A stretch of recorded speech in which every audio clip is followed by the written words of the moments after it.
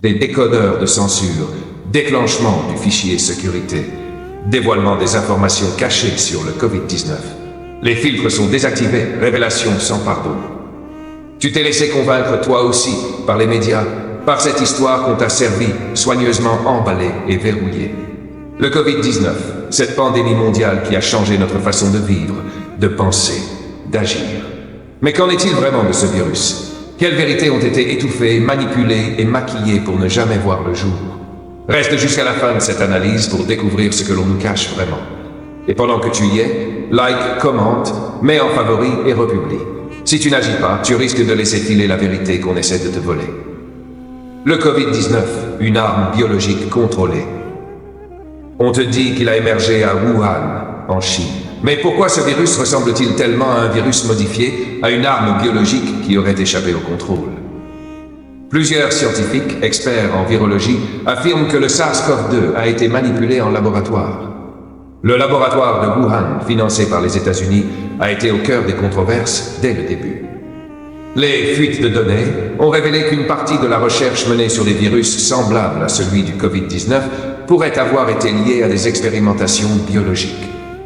En 2015, les États-Unis avaient déjà investi dans un projet nommé Gain of Function, dont l'objectif était de rendre des virus comme le SARS plus contagieux et virulents. C'est une recherche qui, selon certains experts, aurait franchi la ligne rouge. Pourquoi la Chine a-t-elle été la cible de suspicion dès le début, alors que les États-Unis étaient impliqués dans la création de nouveaux virus? Pourquoi, après l'éclatement de l'épidémie, le gouvernement chinois a-t-il été si rapide à effacer des informations critiques concernant les premiers cas? Le Covid-19, une manipulation mondiale pour implanter un nouveau monde. Tout cela ne fait pas sens. Comment un virus naturel aurait-il pu se répandre si rapidement dans le monde entier, atteignant chaque continent en quelques semaines, avec une planification quasi parfaite de son expansion? Comment expliquer que, dès la première vague, des solutions de confinement universel aient été appliquées? Il semblerait que cette pandémie ait été préméditée. Le Forum économique mondial, les grandes entreprises pharmaceutiques et certaines organisations mondiales ont mis en place des stratégies pour contrôler la crise.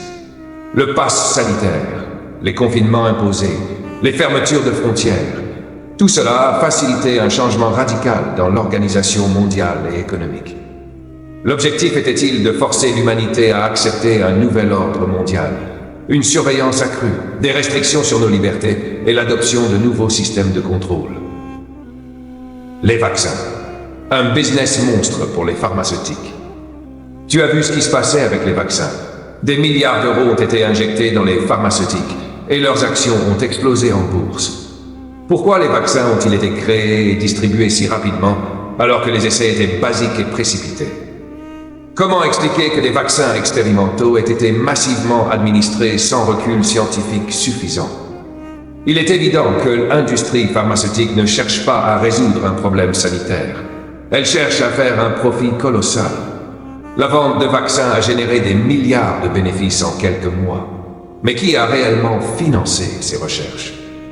Les gouvernements ont-ils mis des fonds publics pour aider les laboratoires privés à créer ces solutions? Les États-Unis, le Royaume-Uni et l'Union européenne ont signé des contrats secrets garantissant des bénéfices colossaux aux géants pharmaceutiques. Les gouvernements ont mis en place des pénalités sévères contre ceux qui émettent des doutes sur l'efficacité des vaccins. Pourquoi avoir censuré tout débat sur les effets secondaires et les risques réels du vaccin? Pourquoi des scientifiques ont-ils été réduits au silence lorsqu'ils ont mis en lumière des problèmes majeurs concernant les conséquences à long terme des injections? Le Covid-19, un contrôle démocratique. Mais ce n'est pas tout. Cette crise sanitaire a aussi servi à détruire la démocratie. Des pays ont imposé des mesures autoritaires qui ont restreint les libertés civiles, interdiction de voyager, surveillance accrue, imposer des contrôles sur la population. La peur du virus a été utilisée comme un outil de manipulation psychologique pour obtenir un consentement massif pour la surveillance et le contrôle social. Les gouvernements ont joué sur la peur et l'incertitude pour faire accepter des lois qui étaient impensables avant. Pourquoi des restrictions si sévères ont-elles été appliquées alors que les conséquences sanitaires ne justifiaient pas de telles mesures dans de nombreux pays? Et maintenant, quels sont les objectifs cachés? Derrière la pandémie se cache un objectif clair. Créer un monde où l'humain est réduit à un simple membre d'un système. Un monde où le contrôle total sur la population est facilité par des outils numériques, un retrait de la liberté individuelle et un suivi permanent des activités. Si tu as bien compris tout ça, une question se pose. Pourquoi nous avoir menti pendant tout ce temps? Pourquoi avoir pris ce chemin de la censure, de la manipulation, de la pression psychologique? Pourquoi avoir sacrifié des vies humaines au nom d'un agenda économique, politique et technologique caché? La vérité est simple. Tout ça ne visait pas à te sauver, cela visait à te contrôler.